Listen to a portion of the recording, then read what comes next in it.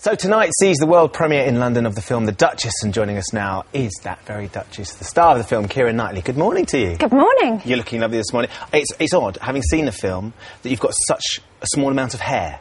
Yes, yes. Because the Duchess has more hair A large amount of hair. anyone I've ever seen in my life. Yeah, I know. They were really heavy as well. Big wigs. Big, heavy wigs. Yeah.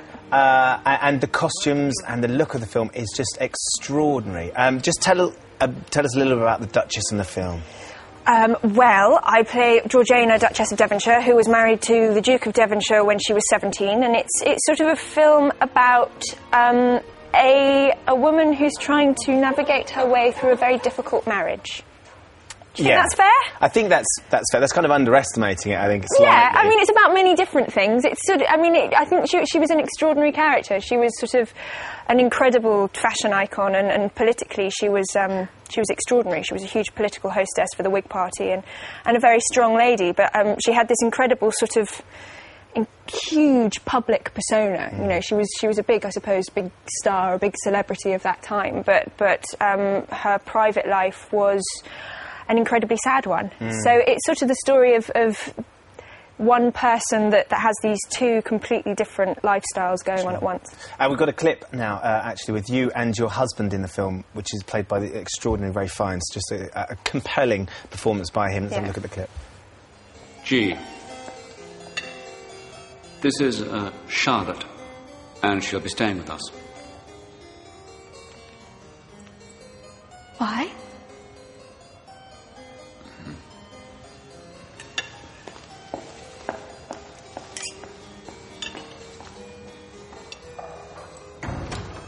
Because her mother is dead, and she has no other place to go.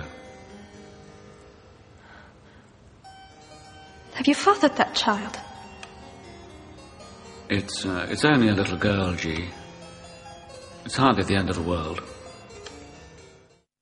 It's those compelling scenes. It's not the only scene where he puts her through the mill emotionally, and that sense of duty, kind of like he has no understanding of that he should broach these things slightly less sort of full on. And he has complete power as well. I mean, I think it's also the story about the huge unfairness that there's one set of rules for men and a completely different set of rules for women. So, I mean, it's a really interesting dynamic of these sort of two people that really just cannot get on, that don't have anything in common whatsoever, but have to stay together. In terms of men versus women, it was a great time, let's face it. Yeah, all right. We need to talk about the fact that there's been a lot of parallels drawn between your character and Lady Diana. Yes. It's a very odd thing for me, having watched the trailer that has pictures of Diana in as well. I haven't seen that trailer. It feels very awkward. Yes. How do you feel about that? I mean, when I made the film, when I took the film, I was making a film about the Duchess of Devonshire, Georgiana, and I think that she's such a fascinating character that she certainly warrants a film made about her without having to draw any parallels to anyone else. I mean, I thought it was an interesting bit of trivia that they were very distantly related, but I don't think I know enough of the Diana story to actually know what the exact parallels would be. So for me, this isn't trying to make any parallels to anybody else. It is about Georgiana. Yeah, it must be a little bit frustrating as well, because suddenly the marketing is, there's Diana on the trailer. Where's she come from? It was quite a surprise. Yes. One way of putting it. There is, we sort of touched briefly on the hair, but those costumes, I mean, for heaven's sake, that must be a right old pain, all those corsets and It's really difficult. I mean, it's good because it gets you into character and all the rest of it, and they look amazing, but it's a big, you can't breathe in them, so you're constantly kind of trying to draw breath, and eat. You can't be very ladylike after you eat, because it's very difficult. The food, you're constricted, so the food sort of goes down. Don't you down. loosen it a bit for lunch?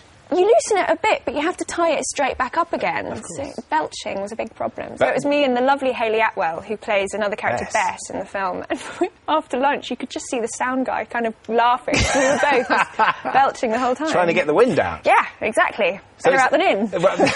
So it's an interesting idea. I can just see you belching around these beautiful Somerset House and these amazing costumes with all this hair. It doesn't quite work, does it? Just kind of letting them... Yeah, That's the Knightley way of doing things. Absolutely. You play... there's a really wonderful sort of relationship between you and your lover in the film. Yeah, Dominic Cooper, yeah. Dominic Cooper, who is I mean, it's just fascinating to watch that unfold as well. And that must have been great to play juxtaposed to this very formal, staid relationship with the Duke. With the Duke, yeah, no, I mean, it was. I think it's it's what's so sad and wonderful about the character is that she's very much a person that desperately tries to grab happiness with sort of both hands. You know, she's a complete romantic, and that very much comes across in the story of, you know, with Georgiana and Charles Grey, played by Dominic.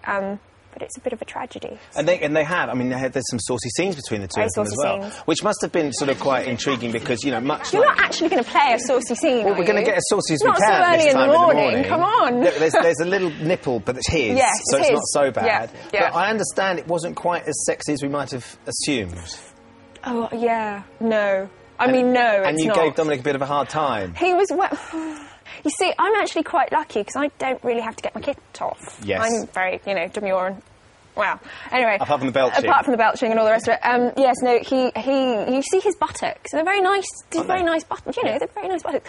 But he was wearing a skin-coloured nappy for most of it, which is sort of what you never see in these sex scenes, is that actually it's the worst underwear in the entire world. That was the underwear of the time, or was that with the underwear? No, that was just his. Yeah, which sort of meant that every time I looked at him, I burst out laughing, which is not what you should do to a bloke that's kind of semi-naked in front of you. The poor man. guy. Poor man. Ruined for life. Ruined for life, yeah. By you and his skin-coloured nappy. Yeah. That's an image, though, isn't it? Well, what do you expect? What can you expect? It's a premiere tonight, yes. which, I mean, it's always a great affair when you get down sort of in central London, Leicester Square, and you have these big premieres. Are you going to be all dolled up, corseted and high-heeled? And do you think I should go dressed as the Duchess? It would be hilarious. I could get the wig on, big hat. You'd take about 4 seats, and no one would be able to sit around you. Yeah, I couldn't get into the car either. That would be a problem. But no, I don't think I'm going to do that. Are you high-heeling it? Is this... Yes, I think so, yes. Are you good in heels? No. Are you not? No, I mean, I can just about... You know, the carpet's not that long, so I can manage from car to cinema. And then hopefully I'll have somebody on hand that I can grab their hand. And then they'll hold you in? Help me. Is that the major concern, that your trip as you go along? Yeah, it's huge. I mean, especially if you're wearing a long dress. I think I won't wear a very long dress tonight. You watch, we'll be looking very carefully. I know, but really, I mean, you could just go. You could be great, actually. It would be phenomenal. You wanted publicity. There's that would be some great. There you go. Film. And look, there's loads more to talk about. We haven't got much time left, but I understand now. I know that you've auditioned for My Fair Lady. The film's not being made just yet. No. But you've actually doing some singing properly. You've sung in The Edge of Reason. I did it. I mean, I did do an audition for it about 1.5 years ago. Oh, okay, right. It went very well, apparently. Right. So there's potentially it might happen. Maybe. And the album and the single. What, mine? Yeah. Christmas #1. Why not? No. Someone's got to take on Simon Cowell on The X Factor. Oh, wow. Maybe I could go on The X Factor. Would you do that? No. No, I didn't think so. Far too busy. Keira, it's lovely to see you. And you. Best of luck with this film. We really enjoyed it immensely. It was Brilliant. fascinating to watch, and hopefully it'll go really well tonight. Yeah, fingers crossed. Thank you very much. Don't trip up. No, thanks.